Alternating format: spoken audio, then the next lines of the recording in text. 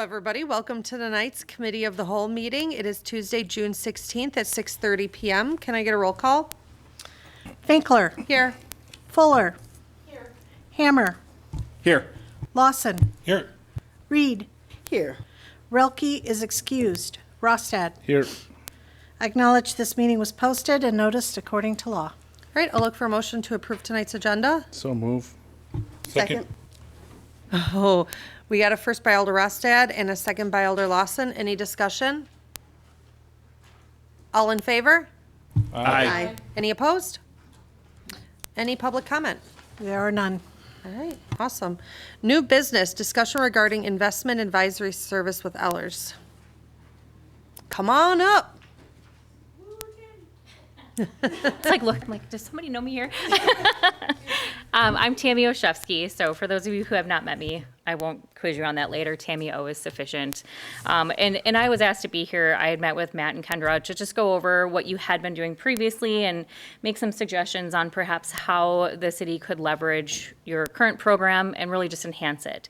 So our goal, of course, is to always keep you compliant with state statutes, your own policies, and ensure that you have sufficient liquidity in your cash and investment management program to meet necessary expenditures while also putting the money to work. And what I mean by that is one of the few ways that you can really get some extra revenue outside of levy constraints is through a strategic investment program. So what you had been doing was very conservative, nothing wrong with how it had been going. However, we are making some recommendations to adjust some of the holdings, some of the opportunity that would allow you to expand the program really will build more predictability for income. And that will help with budgeting purposes. As you plan projects, I know you probably see Greg Johnson often from Ellers. You know, he and I had worked together on this as well, just to go over what it looks like over the next 5 years for building a plan. If you need to potentially reduce borrowing or offset borrowing by some of your existing funds or planning ahead for investment funds. So I did bring a presentation and I will save you going through page by page. You are familiar with Ellers. Ellers Investments is really just an expansion of the relationship that you have with Ellers as a whole. I am an investment advisor and I provide services very similar to your financial advisor that you probably work with on your retirement plan. The difference is that we are restricted to very conservative type investments under state statute and your policy. So we build a lot more long-range planning based upon fixed income investments that provide you some of that predictability of income. And we also have a pretty heavy focus on compliance, which nobody wants to talk about for too long, but just rest assured that is part of our program.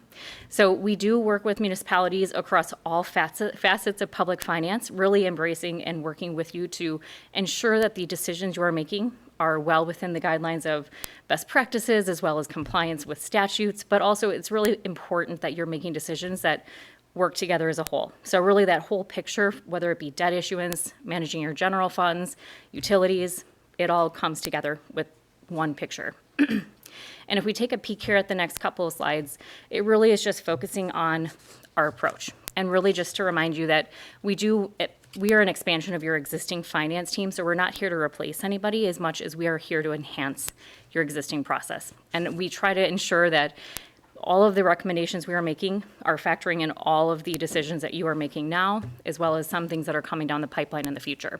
So as we go through this process, it's a continual cycle. And if we go to the next page here, as I had suggested, there is a general investing strategy when it comes to general funds. But in addition to this, we also want to make sure that you understand your debt proceeds or those funds that you borrow for have some different parameters that we are also tracking with. So while we are really focused tonight on just a general investment strategy, it's important for you to know that we do perhaps put a different objective or goal on different types of funds. So while general funds will pretty often focus on long-range predictable income, your debt proceeds, we're trying to ensure that you're compliant with IRS arbitrage requirements while also holding on to as much income as possible during the holding period. If we take a peek at the next page, this really just focuses on the things that we provide for your team. So as part of our services, there are fees involved, which we'll get to in a moment. But really, our goal is to take as much time off of the plates of your finance team so that they can get back to doing the important things that you all need as far as making decisions. Our goal is to provide that expertise and guidance so that they don't have to sit and call around to a bunch of banking partners or call around to broker dealers. We really act as that intermediary, and then we ensure you have all of the reporting that you need to meet your fiduciary responsibility to your constituents. Part of that is, of course, ensuring each of you know you're elected officials. It's important that you answer to your constituents and know where the money is it safe, can we pay our bills, and are we earning a market rate of return? So we ensure that you have visible reporting to check that box as well. And well, yep. So some of these reports they vary, and we can, of course, adjust them at any point. Most of our clients start off with some of our basic reporting capabilities so that you can add things or remove things as you go through the process. What we find is many municipal governments run very similarly, especially at the city level. So the reporting that we have for you is based upon much feedback from existing clients as well. And of course, these are 3 common objectives. So I always start off by saying safety is paramount. These funds are designed, they're taxpayer dollars. We focus on safety of principal first, liquidity to meet operational expenditures, and of course, yield. And as much as we want to get excited and say that that is our primary goal, it's not. Our goal is always that safety, liquidity, and then we focus on making sure you have a market rate of return, and expanding those opportunities is really our goal for the overall portfolio right now. And if we go to the next couple pages here, we are proposing that we build a long-range plan. Is kind of in alignment with your capital improvement plan for your general funds. So the proposed or sample portfolio that you will see is based upon a flat number. And this is really, it's not always the amount that you will have invested. So rest assured, you are not required to hold a minimum amount. This is just an example for talking purposes. But we did run a quick review of your cash flow, and we feel confident that the city could actually invest about $3.5 million pretty consistently. The other 2 portfolios are based upon bond proceeds, and those are debt proceeds that you will actually hold on to during your projects, and the actual investments are matched to when you will need them. So if we take a peek at the next page, this is a sample of the general funds, we'll call it. So this is a combination of general, sewer, and water funds. There may be other funds within this dollar amount, but just rest assured, we pulled everything together for talking points tonight. We built a 5-year plan. That is not meaning that all investments are 5 years. We actually have, as you can see here, our goal is to build that predictability of income, and you have maturities periodically throughout that time period. The maturity frequency is set to around 6 months. What that means is that you should have a maturity every 6 months or so.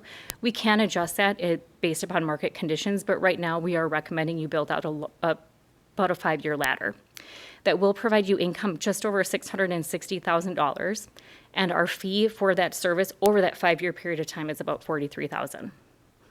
So net, you'll see just over $616,000 over that time period. The average yield is very conservative. Just so you know, we build this off of treasury yields. So if you were thinking from a reference standpoint, we are seeing a little closer to 4% right now, and anything over 1 and 2 years. So from an annual standpoint, this is what's probably most important. You'll see around $123,000 a year just on annual income for the general funds. And I will stop there before we move on. Does anyone have any questions? Okay.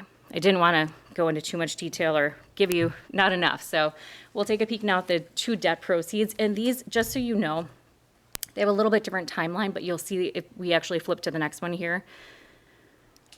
They're very similar as far as what that schedule looks like in that income, the income yield, if you will. So we kept this pretty short, but we were able to kind of narrow this down or focus very specifically on the next couple of months and really looking through 2027 quarter 2. So when we look at these, the estimated fees and income is really 2 things that we want to consider. One, it is added to what's considered your total proceeds, which is required to be spent as part of your projects. So the good news for you is as long as you are compliant with arbitrage rebate exceptions, you get to keep it all. And one component of this process that we don't talk about much, but we will because you are in the process of issuing debt and you'll have these funds, you have some IRS compliance requirements that go along with bond proceeds, and we include that reporting for you. That way you can rest assured that you're compliant either with the compliance components of the IRS rebate requirements, or you are mitigating that rebate requirement so you can keep as much of the money as possible. But along the process, we ensure that your finance team is informed of any changes that need to be made. So we take a peek here at that next page. I do want to be very transparent. We're very clear about our fee. It is an asset under management fee. What that means is the amount that you hold with us every month, it is an average daily balance of the prior month, and we have about a 0.25% annual fee. So that is, it's deducted monthly from your existing account balance. The bond proceeds themselves will actually go down throughout the process, whereas the general funds will be the consistent component. If we are thinking about it from a overall, like we'll say from an annual basis, right now it would be about $13 million invested over the next year. That's around $29,000 annually. But once it drops down to that, just the 3.5 million, it's about 8,700. So just to give you a very clear idea. And any questions on the bond proceeds component or the other aspects that I discussed? Alder Rustad? So page 14 and 15, the two graphs, you got 5.2 and 5.8 mil. Yes. Are they supposed to be the same or no? They're actually two different bond proceeds accounts. Okay. So, yeah, when you issue the debt, they have two slightly different purposes. So you'll see they're identified as 2026A and 2026B. So very similar, kind of timeline, but we did split them up for you. There are some, sorry. Go ahead. Sorry, I just jump in. It's a good question because you'll remember we did two borrowings, one for general fund and one for utility, and so that's the difference in the two issuances. Alder Lawson? So you mentioned that the proceeds have to be spent on the projects as well. So are they tied to specific projects, or does it just have to be spent in that category? So the good news for you, these two projects in particular are issued as notes, which carry some flexibility to the city, which was done purposefully. There are instances where you may issue debt that has what's called corporate purpose bonding, or there may be specific requirements tied to your TID projects, or if you do revenue debt obligations. But for this particular borrowing, you have a lot more flexibility. So your capital improvement plan project list is really what we are drawing from, which allows you also the flexibility. If you get to the end of the project and you're like, wow, we've got all this money left, what do we spend it on? I'm sure you can find something to spend it on. So if we did have one that was more specific, we would just need to plan accordingly and potentially not budget as much in anticipation of those extra proceeds, right? Correct. And we do oftentimes work in tandem. So Greg and I did have a conversation about what we expected some of the income to look like. So we adjust those numbers before you actually issue the debt to accommodate for that. However, market rates change on a day-to-day basis. And as you can imagine in this current market cycle, every day we see sometimes it's up 5 to 10 basis points, and some days it's down 3 to 5. Today it was down 3 to 5. Tomorrow we'll see. Check the magic 8 ball. But in any case, we do try to ensure that from a overall standpoint, you can plan ahead for that income when we're going about this process. And that example that you have for the general sewer and water with a net of 123,000 annually. Yep. How does that compare to what we're doing now? Good question. And actually, right now, you've kept it pretty short and conservative. So short investments right now are around 3.6% to give you a yield idea. It's not dramatically different. I'm not saying that you're going to see a ton more income necessarily. It's really building in more of a long-range process and expansion of the opportunities. The difference is when you hold things too short, if interest rates change or adjust, it's good when they go up, and it's not as great when they go down. So building in a little bit more fixed predictability is really the difference. So I'm estimating you're going to see about 123,000 a year. If rates go up and we're reinvesting during those increased times, you'll see a little bit more. If they come down, you still know what your predictable number is 12 months in advance. So we're always building that 12-month look forward ladder essentially. Now, of course, the caveat is if you held it all in cash, there's nothing wrong with that, except you're just leaving some extra income from a predictability standpoint on the table. Is that essentially what we're doing now, is holding it in cash? You do have some short-term investments, so it has not been a focus to build more of a long-range plan, which, again, short-term rates have been very attractive. So holding onto cash is not a bad idea. It's just building in some balance between too much and too little, Okay. really the liquidity. Any other questions? Comments, concerns? All right, thank you. Yeah, thank you all for your time. We're good moving this on to council then? Okay. All right, next, discussion on change in state law authorizing $10 increase in court costs from $38 to $48 for each citation issued. Chief. You're on. All right, I'm on, good. Good evening. I'm just here, this will be very short and sweet. I attached a memo. I forgot to use a face sheet instead of a memo, so I apologize for the wrong format, but I come so few and far between on stuff that I forgot that there's an actual face sheet, so apologize. As I said in my memo, the law recently changed to allow the increase of $10 in court costs, and there's a huge breakdown of what every total fine amount goes to. There's a deposit, there's a crime lab fee that gets attached, there's an administrative fee by the state. So there's a big breakdown that totals what the final fine amount is. The law was signed into effect the end of March that allows everyone to increase the maximum court fees $10. And the municipal court adopted that $10 fee per citation. And at a court committee meeting 2 weeks ago, the city administrator and I attended, other municipalities suggested just for consistency, have your local community approve that as well. So it has been in place since early April. I don't know the exact date. It was signed in March. As I also noted in the memo, the court is currently operating in a deficit.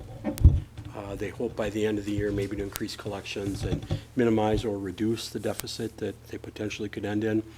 So this increased revenue will also help maintain the court and minimize any potential future subsidization by the communities that use it. The last increase was in 2017. That was 9 years ago, the last time fines were changed. I think it's obviously appropriate. The users of the court pay to fund the court instead of spreading it out over the 99% of the people that don't use the court.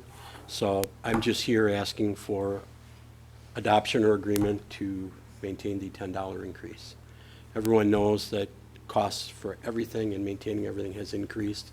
And I think 9 years, I think a $10 increase by those that use the court system isn't a big deal, but that's up to you guys. Questions? Good moving forward? All right, thanks, Chief. I have to go to the 4th of July committee, so I'll be leaving. If any questions come up at the next part of the meeting, I'm sure Matt can answer them. It's pretty straightforward. All right, thank you.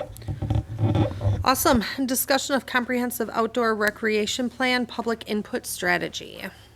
Come on up.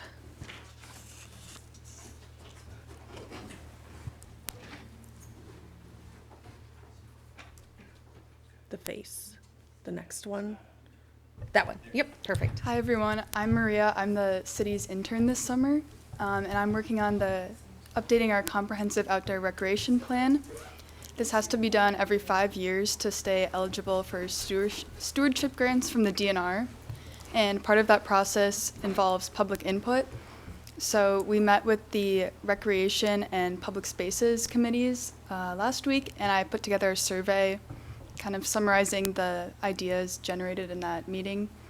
And I'm hoping to get this survey out tomorrow if possible and start collecting data to use in the report. Are there any questions on it? Anybody have any questions? Go ahead, Matt. I just want to jump in and commend the work that Maria's doing. The last time that this plan was created in 2021, there wasn't a lot of public or really any public engagement in the process, and I think this will help enhance the viability and implementation of the plan in the future. So, and for anyone concerned about stewardship and the status of stewardship funding, there will be a grant cycle next year. The future is a little bit murky beyond next year. I'm hopeful it's been a long-standing bipartisan program of the DNR that also receives some federal monies. The Recreational Trails Program is administered through stewardship. So even if the state doesn't fully reauthorize stewardship, there'd still be potential grant funds for projects of this nature. So. Alder Reed. Oh, thank you. Thank you, Maria. Nice to meet you. What are the ways that the citizenry can encounter the survey? How is it being administered? Yeah, so I'm gonna give out flyers to all the public buildings and place them there so people who are interacting with the local government can see them. And then also we'll have a spot on the website and the Facebook page. Yeah, and word of mouth. Any other questions? Alder Lawson. Yeah, I think we had mentioned trying to get something up at the 4th of July kind of stuff, right? Is that still the plan? Yeah. There's a lot of community Yeah, I still members. plan on having something. Awesome. There. It will be open through the 4th for that. So. Sweet. Anything else? Good moving forward? All right, thank you. All right, next I need to take a deep breath before this next one. Okay. Discussion of Class A alcohol license applications for licensing period. Budget. Oh gosh, thank God. Okay. Discussion regarding 2027 budget timeline. Why did I cross that off? Aw, I like you, Kendra. You still have the long one coming out. I know. All right. So this is a very, very, very high-level overview because obviously we have to wait on a lot of things from the state to even plan out budget. But I think what's really cool is we are implementing Workhorse coming July 1st. Yay! So, so we are in the process of getting everything updated in that software, and the budget is going to be much smoother this year. We're hoping with the new software, and I'm excited to learn about it. But once that's implemented, I plan on printing out all the stuff for department heads and meeting with everyone to go over what their goals are for budget and their wants and their needs. And then also we're going to be working on CIP with Randy and a new software. So I think we're going to have a lot of new things coming, and it's going to be exciting. But just know that budget talks are coming up, and just wanted you to have a high-level overview. I'll make it pretty. The next one will be pretty. It won't be this little Word document, but it'll be an actual spelled out thing. So just wanted to give you a high-level overview. Any questions? Oh, Alder Lawson, it's right here. So in years past, I can't remember the timing of stuff. Is end of September the same amount time frame? Yep. Where we started engaging? Yeah, because we probably get levy around the beginning of September, roughly. Roughly. Yeah. Okay, thanks. Yep. All right. Everybody good? Does this move forward? I didn't think so. It's just informational, right? Yep. Okay, perfect. Now I need to take a deep breath. The practice before.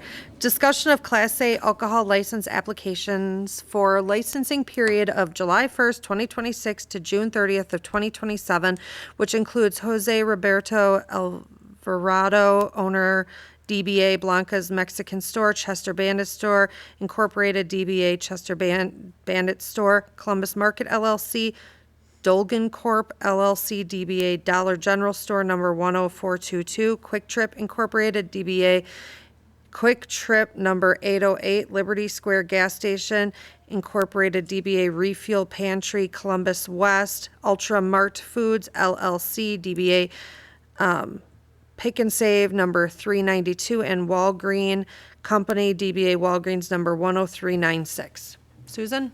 Thank you. So these are our Class A alcohol licenses. A stands for away. It's basically a store. So you're going in, purchasing your beer or liquor, and you're paying for it and then leaving the store with it. We do have one listing on here that we will have to delete or make an amendment within your motion at council for Jose Roberto Alvarado, owner of Blanca's Mexican Store. We have not been able to get in touch with him, and I've had other staff involved with that. They have not returned any type of an application, and I cannot get a hold of the owner. So at this point, my recommendation would be to not grant that license because we have no application. Are there any questions? Alder Rossted. Where's that one in question located? That is the one that is just on Mill and between here and Ludington. There's a co-owner with that as The well. only owner I have listed is Jose. Right. We can talk off air. Okay. Anything else? Good moving forward? All right. Next, discussion of Class B alcohol license applications for licensing period of July 1st, 2026 to June 30th, 2027, which includes James Co. Incorporated, DBA Cardinal Cage, Columbus Country Club Incorporated, DBA Columbus Country Club, Columbus Family Restaurant, LLC, DBA Columbus Family Restaurant, Hui Yang Agent, DBA Hachi Hachi Sushi and Hibachi, Kestrel Golf Properties, LLC, DBA Kestrel Ridge Golf Course, Magnolia L. Fuentes or I. Fuentes, owner DBA Magnolia's Grill and Bar, MP's Town Tap, LLC, DBA's MP's Town Tap, Tequila's Bar and Grill, LLC, DBA Tequila's Bar and Grill, and Wisco Cheese and Cheers Bistro, DBA Cheese and Cheers Bistro. Is that a new place? I've never No. heard of that before. They were also granted a Class B license last year that is been formally under just the name of the Refuel Pantry. They're located at the truck stop. Oh, okay. All right. Anything to note on this, Susan, or are we good on this one? I think we're good on this one. I do want to make one more comment if I can, or we can bring it up at council regarding a couple of the Class A's that I forgot about. Okay. We can just bring it up at council, that's fine. Anybody have any questions, or are we gonna, good moving forward? Alder Rossted. Would it be easier to bring that up now? Because in order to bring it at council, you got to do a motion in a second. So if you make the motion and she's got stuff to change it, then you got to amend the motion to come back to it. Okay. So just stepping back, Well, let's finish. Finish Like, this one. anybody have any concerns with Class B? Ready to move it to council? Okay, then let's go back now to Class A. Otherwise, I'll get confused. Okay, so part of the alcohol process for licensing is they have to pass a fire inspection, and Chief Hazeltine does a very thorough job. He's had to go back and forth several times to some of these organizations. We have two that are currently in failed position and are supposed to be getting back to him. One of them is the Pick and Save, which is a Class A license. And there are pictures, but they have violated the egress. They continue to they stack their, like their plastic bread crates in front of the doorway. So in case of an emergency, they would not be able to exit properly. Their sprinkler system is installed accordance with the code, but they've had some maintenance issues. And Scott could probably go through this a little bit more thoroughly, but I can pass this around if you need to look at it. But they have 3 violations that are in fail status at this moment. The other one is the Refuel Pantry West, which is for the store. They have fire doors that they've had installed between the store and then the back of the building, that back area walkout, and they're not operating. So if there was a fire in one place or the other, they couldn't drop the door properly to help protect the rest of the store and or people. Yeah, you're fine. Yeah, so Scott's coming. Scott can give you more details.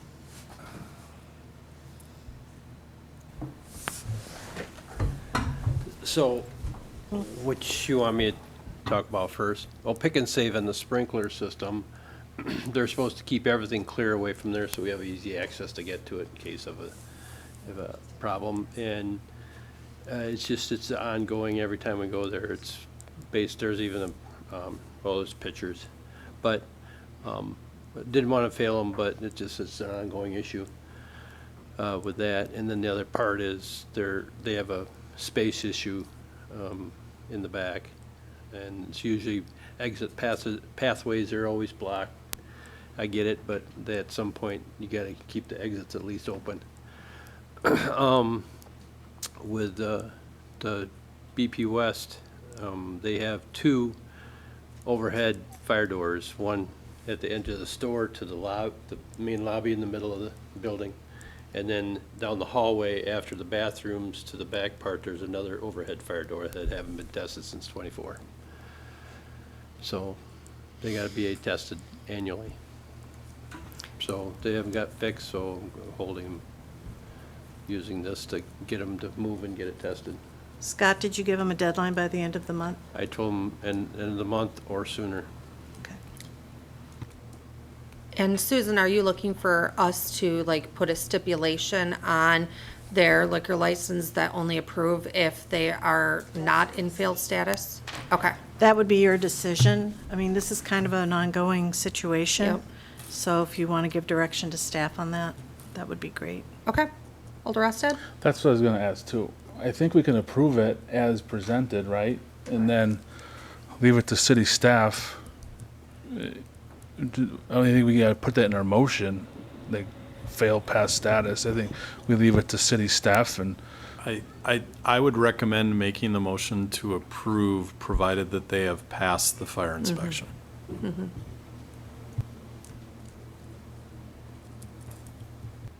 Any other questions, or are we good moving this forward? All right. Thank you. Next, thanks, Scott. Next, discussion of Class B fermented malt beverage license application for licensing period of July 1st, 2026 to June 30th of 2027 for Columbus Transport Company Incorporated, DBA Kurth Brewery. Anything on this, Susan, or? Nope, this one is one of our easy ones. All right, does anybody have any questions or go moving forward? All right. All right, my last big one. Discussion of cigarette, tobacco, and electronic vaping device retail license applications for the July 1st, 2026 to June 30th, 2027 licensing period, which include Chester Bandit Store Incorporated, Columbus Market LLC. Oh, they didn't have the DBA part. Oh, this doesn't. Okay.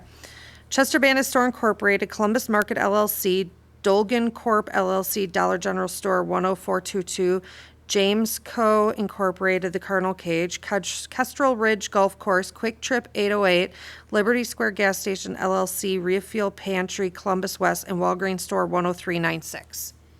Anything to note on these? No, other than the, obviously, the refuel pantry is The fire. also included, because it's the whole store. But no, I've had no information that says they shouldn't for any of these. Okay. Any questions, comments, concerns, or good moving forward? Okay. Perfect. That is the agenda. I'll take a motion to adjourn. Move to adjourn. Second. Wow. We got a first by Alder Lawson and a second by Mayor Hammer. Any discussion? All in favor? Hi. Any opposed? We are adjourned.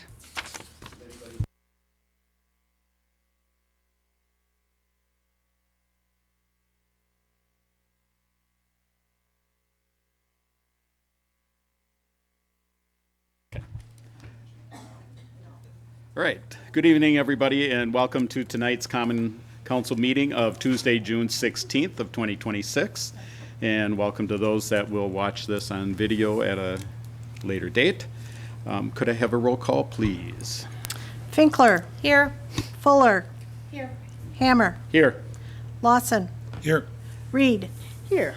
Relke is excused. Rostad. Here.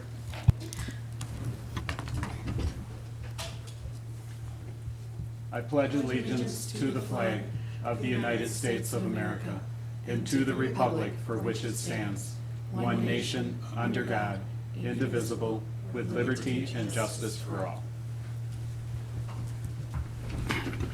I acknowledge this meeting was posted and noticed according to law. Okay, thank you. And I would look for a motion to approve tonight's agenda. So move. Second. Okay, motion by Alder Rosted, second by Alder Reed. Any discussion on the agenda? Hearing none, all in favor? Aye. Opposed? Agenda approved. In your packet, you have department reports for file, the Columbus Area EMS of May of 2026, Finance of May of 2026, Fire of May of 2026, Library of May of 2026, and the Police Department of May of 2026. Excuse me, Mayor, there was no public comment. Oh, public comment. Skipped right over. Thank you. And then I would look for a motion tonight to approve tonight's consent agenda, which has the June 2nd Committee of the Whole and Common Council meeting minutes. Move to approve. Second. Okay, motion by Alder Finkler, second by Alder Rosted. Any discussion on the consent agenda? Hearing none, all in favor? Aye. Opposed? Thank you. Then next would be number 3 under new business, which is to consider and take action on the investment advisory services with Ellers. I'll move to approve the investment advisory services with Ellers. I second. Okay, motion by Alder Finkler, second by Alder Fuller. Any further discussion on this item? Hearing none. Is this a roll call? Because, I mean, for services or such. So let's do a roll call, please. Finkler. Aye. Reed. Aye. Lawson. Aye. Rosted. Aye. Fuller. Aye. Ayes have it, 5-0. Thank you. Thank you, Tammy. Then next would be to consider and take action on the change in state law authorizing the $10 increase in court costs, going from $38 to $48 for each citation issued. Motion to approve the $10 increase as presented. Reed seconds. Okay, motion by Alder Rosted, second by Alder Reed. Any further discussion on this? Hearing none, all in favor? Aye. Opposed? All right, then next on the agenda is to consider and take action on the comprehensive outdoor recreation plan, public input strategy, which was presented by Maria tonight. I'll move to approve the comprehensive outdoor recreation plan public input strategy. Second. Okay, motion by Alder Finkler, second by Alder Rosted. Any further discussion on this item? Seeing none, all in favor? Aye. Opposed? Okay, then next will be to consider and take action regarding the proposals for audit services, which is initially discussed at April 21st meeting. And Kendra is here. Hi. After getting all the proposals from different auditing firms and meeting with my team and doing interviews and then calling all the references that all the auditors provided, we all decided that CLA would be the best move for us. Not only are they mostly cost effective, but they also offer a lot more services than any of the other ones.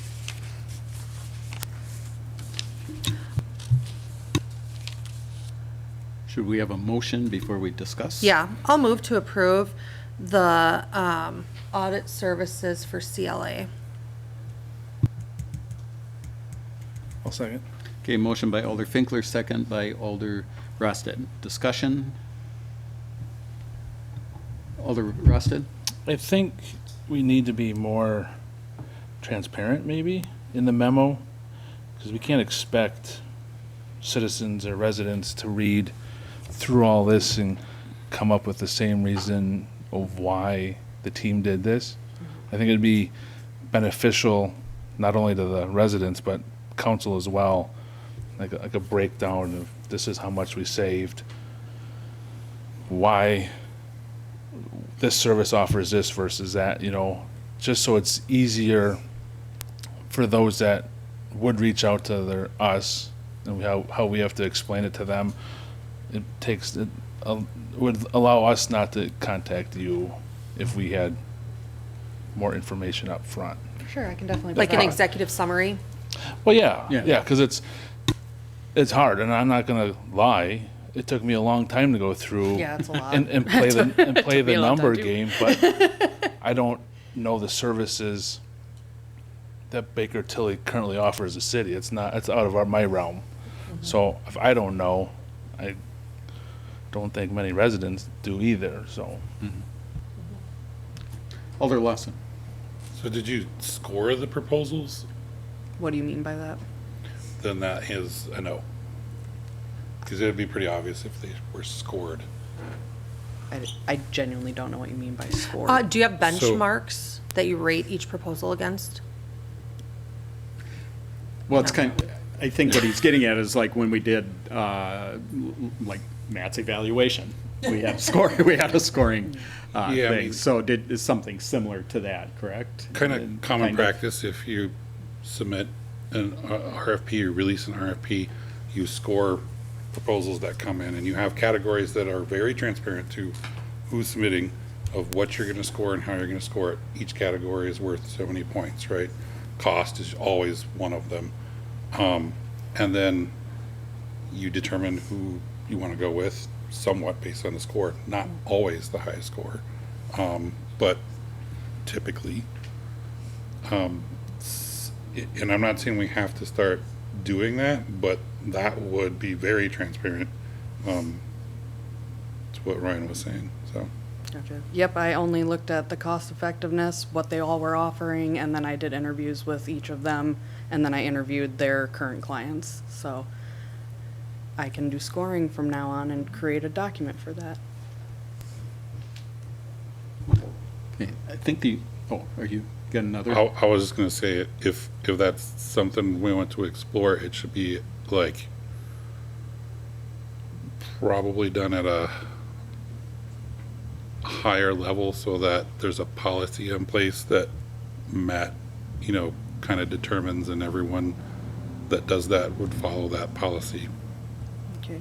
And then I guess follow-up question on that, do you want us to do that for future RFPs, like the attorney one coming up?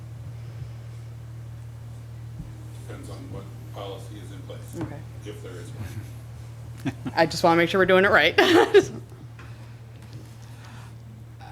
I mean, There's some subjectivity here. I know one of the big concerns with auditing firms is responsiveness, and I don't know how you,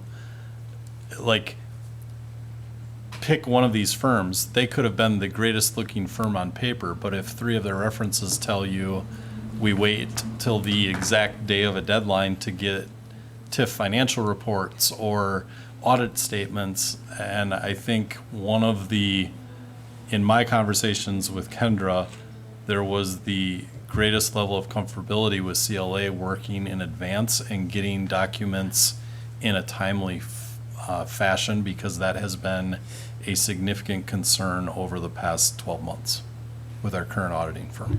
Yeah, it totally makes sense to me. I think if you want to explore that, I think that probably also means some training for staff on procurement processes, and because you would organize your RFP in a specific way, and you'd have specific questions if you want to use scoring. Alder Fink, Alder Reed. Oh, thank you. I guess I'm not really looking for a score, and I don't know how much faith I would necessarily have in everything being completely accurate and actual apples to apples. I just, would have liked to have seen a sheet of comparables with easily looking at the categories for how each company provides a service. But I feel comfortable with the decision. Alder Fink.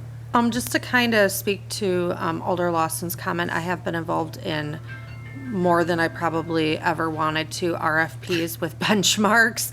And I think it's definitely something that I think we shouldn't just hop right into. It's something that I would like city staff to discuss, talk through, see if it's appropriate for our RFPs, and maybe like see what our procurement processes are currently, what's working, what's not working, those types of things. I think it's very much, I would be looking for city staff feedback on that before us jumping into benchmarks, because it may not be appropriate for what we're doing or all procurements we do, because I know we call a lot of them RFPs, but some of them are RFBs, which is like you take the lowest bid, you know, and some of them are RFQs, and like there's all the R's and the F's, and I want to just make sure that we just kind of evaluate that in a whole, and that's kind of outside this discussion.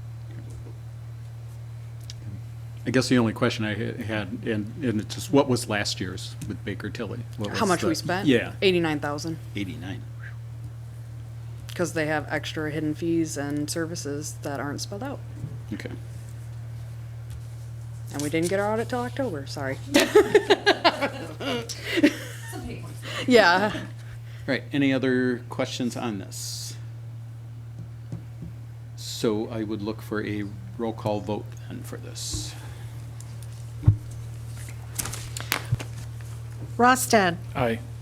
Reed, Aye. Finkler, Aye. Fuller, Aye. Lawson. Aye. Ayes have it, 5-0. Okay, thank you. Okay, next we get into the big ones. So when I'll read off, and then when you make the motion, just you can make it as stated with whatever correction would have to be made. Now, just to clarify before we go forward, so the licenses from July 1st to June 30th. So the one Mexican store would still have the opportunity Correct. to get all his stuff in. I was- So it's contingent on that, correct? Yes, but I think just to make it a little bit, I don't know what the right word is, easier isn't exactly the right word, but I would take them out of the mix for this passage, and then if we end up getting everything in and getting it straightened away, perhaps at the July 7th meeting, then we could bring that back just by itself. You know, so. Okay. But I would take it out of this paragraph because All right. we could be sitting on it for a long time. Okay. And you don't want to do that to yourselves. Right, very good. So then, next would be to consider and take action on Class A alcohol license applications for licensing period of July 1st, 2026 to June 30th of 2027, which includes Chester Bandits Store Incorporated, doing business as Chester Bandits Store, Columbus Market LLC, Dalgen Core LLC, doing business as Dollar General Store 10422, Quick Trip Incorporated, doing business as Quick Trip Store number 808, Liberty Square Gas Station Incorporated, doing business as Refill Pantry Columbus West, Ultramart Foods LLC, doing business as Pick and Save store number 392, and Walgreen Company, doing business as Walgreens, store number 10396. Motion to approve as read by the mayor. Second. Okay, motion by Rusted, second by Finkler. Discussion, Alder Lawson, or who was first? I'm not sure. But Alder Lawson. So I thought we needed to state it, I didn't read but, that name, I but left it the, out. but the other ones, we still need to say contingent upon. We're not, Pick and Save. oh yeah, that's right. I had him start on the, sorry. I had him start on the committee of the whole, but not on the council. So as my motion, or as I was stating, with the I'll, Liberty Square, I'll amend it to yeah, based on passing fire inspection for Pick and Save and Refuel Pantry Columbus West. Second?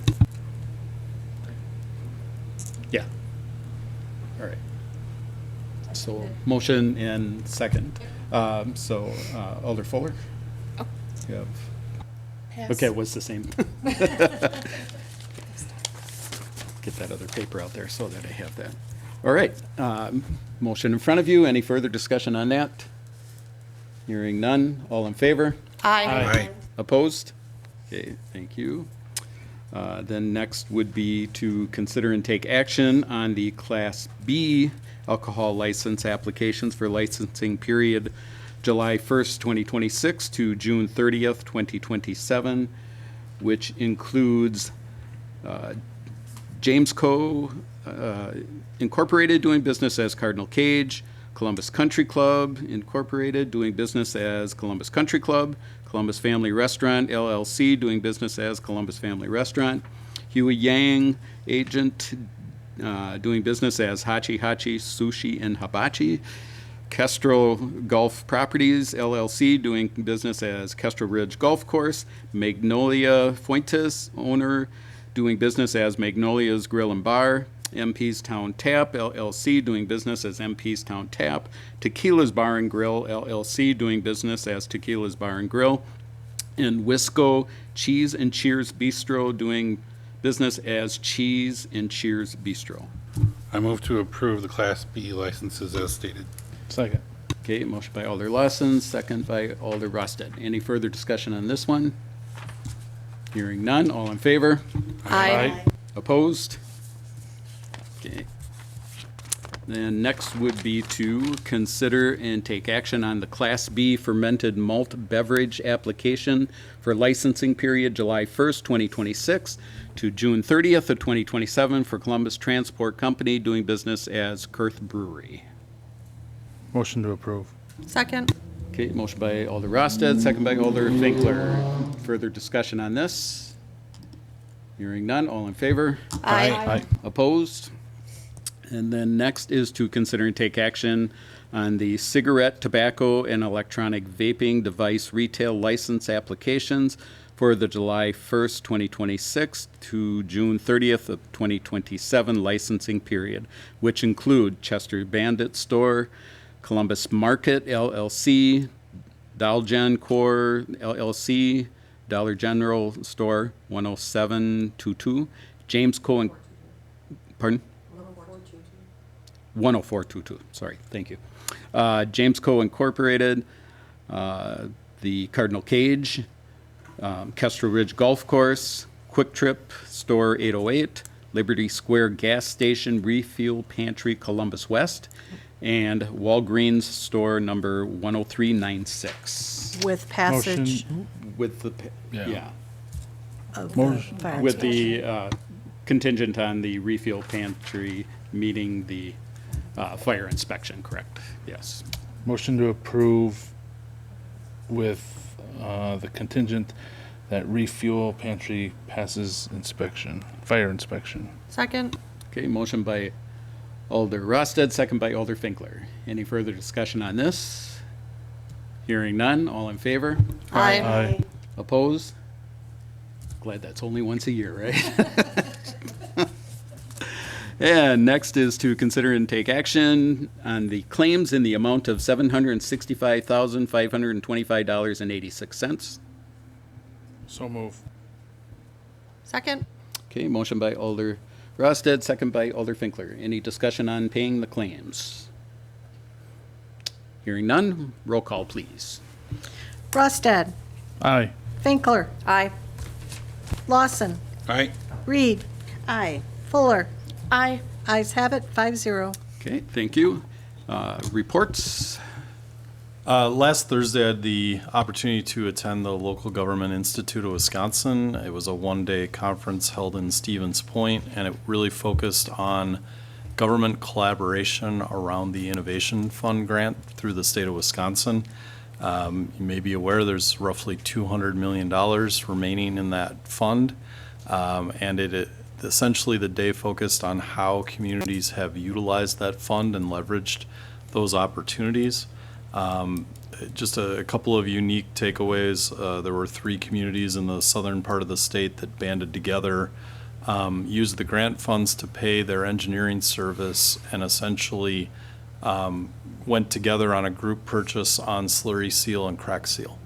And so not only did they get their engineering services covered, they were able to get a better rate on the slurry seal and crack seal because there was more quantity of work.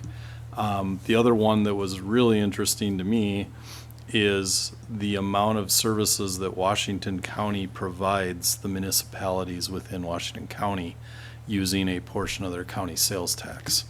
And so I think there were a lot of good things. There's takeaways and things that we can do.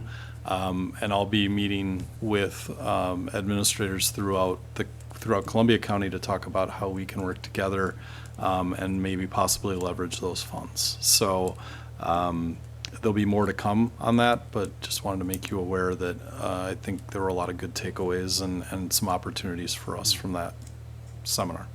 Okay. Thanks. Thanks. Well, to start off, our thanks to our police department and our fire department, as well as Dodge County Sheriff Department and other police agencies which assisted in the incident that happened out near the dog park north of town here. And thank them for keeping our community safe during a difficult situation. So, thanks to our DPW staff and our rec department in getting the city pool ready for the summer. And then summer concert tomorrow night. It's been moved to the pavilion because of what the weather is supposed to be, but it's 6 o'clock, correct? Yes, thank you. 6 o'clock tomorrow evening. And then happy Father's Day to fathers, grandfathers, godfathers, stepfathers, and father figures. So with that, I would look for a motion to adjourn. So moved. A second. Nobody? Thank you. Motion by Alder Pinkler, second by Alder Fuller. Any discussion on adjourning? All in favor? Aye. Opposed? We stand adjourned.